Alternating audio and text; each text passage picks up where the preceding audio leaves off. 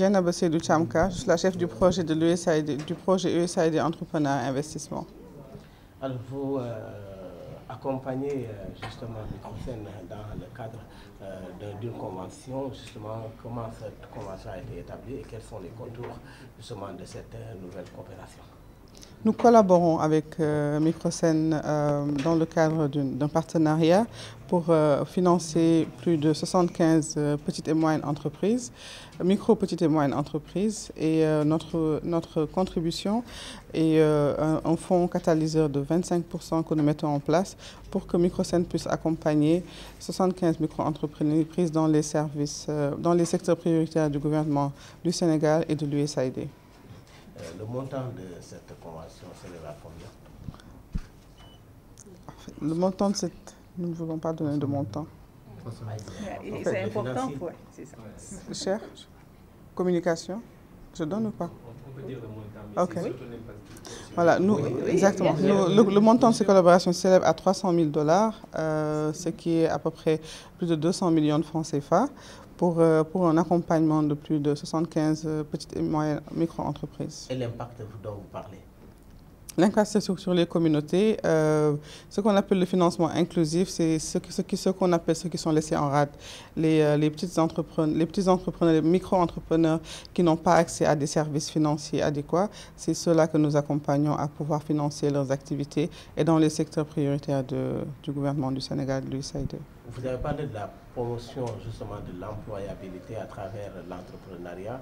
Comment comptez-vous à travers ces accompagnements accompagner l'entrepreneuriat, notamment au Sénégal, avec un taux de chômage qui a atteint les 300 000 demandeurs d'emploi plutôt dans le marché chaque année? Notre accompagnement se fait à plusieurs niveaux. C'est d'abord inspirer les plus de 200 000 jeunes à comprendre comment l'entrepreneuriat doit être structuré et fait.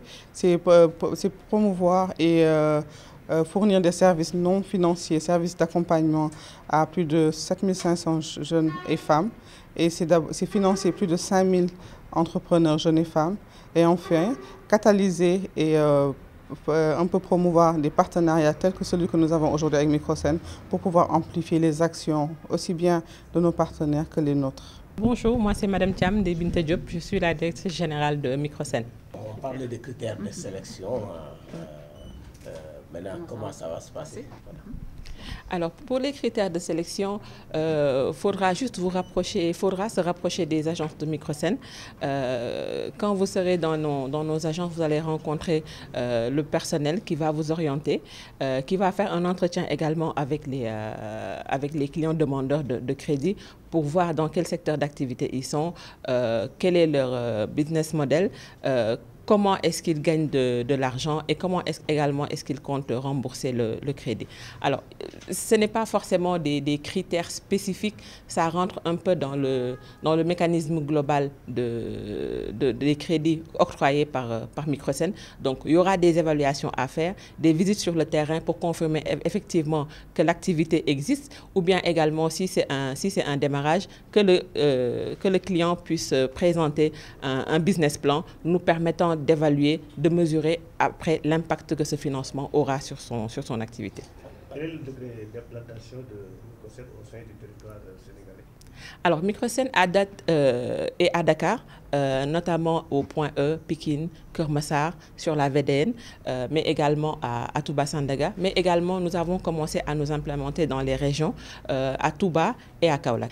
Alors, la confiance que l'USAID nous a accordée repose sur plusieurs axes. Le premier, c'est effectivement notre cible prioritaire qui est aujourd'hui les femmes et les jeunes. Aujourd'hui, dans la stratégie de Microsen, c'est de pouvoir accompagner ce secteur de l'entrepreneuriat-là. On sait tous qu'aujourd'hui, beaucoup de jeunes sont à la recherche d'emploi, mais également ont des projets qu'ils souhaiteraient mettre en place. Mais le problème majeur reste le financement. Et le financement, en général, dans les banques classiques, est soutenu par des garanties et autres. Donc aujourd'hui, avec cette ligne de subvention de l'USAID, ça va permettre à Microsen de pouvoir accompagner ces entrepreneurs-là.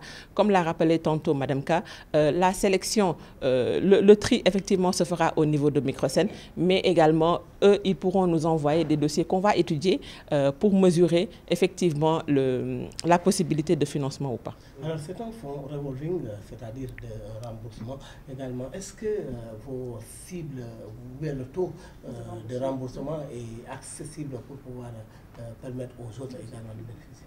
Effectivement, aujourd'hui, je pense que même dans les statistiques, on voit que le taux de remboursement chez les femmes est plus élevé que chez les hommes. Donc aujourd'hui, c'est la raison pour laquelle même nous, dans nos cibles, les femmes sont prioritaires. Parce que comme je l'ai rappelé tantôt, elles ont l'habitude déjà de se former en GIE et de faire ces systèmes de financement-là entre elles. Elles savent déjà comment ça fonctionne.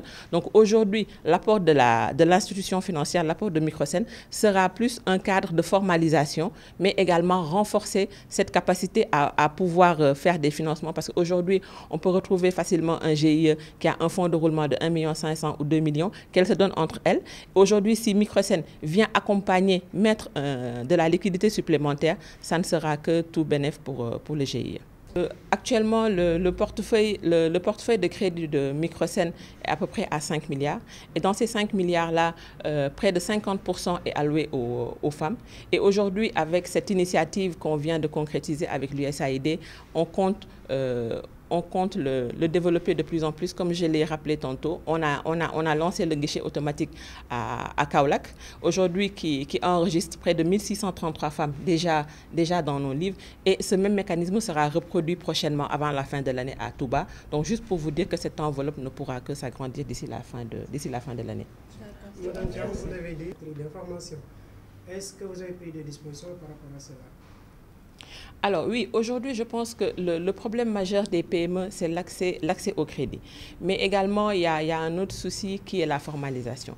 Et aujourd'hui, les institutions de microfinance, là où elles aident beaucoup les PME, c'est dans cet accompagnement de comprendre leur type d'activité pour pouvoir les accompagner. Je pense que ce n'est pas seulement la garantie qui fait le crédit, mais également c'est le type d'activité et comment le business se comporte. Je pense que si ta banque comprend ton business model, comprend comment tu gagnes de l'argent avec l'activité, également a une visibilité très claire de ton activité, l'accompagnement pourra être facile. Mais aujourd'hui, je rassure un peu les PME qui peuvent vraiment faire confiance à Microsen parce que nous n'accompagnons pas seulement les PME formelles, nous accompagnons également les PME informelles et dans cet accompagnement-là également, il y a du conseil.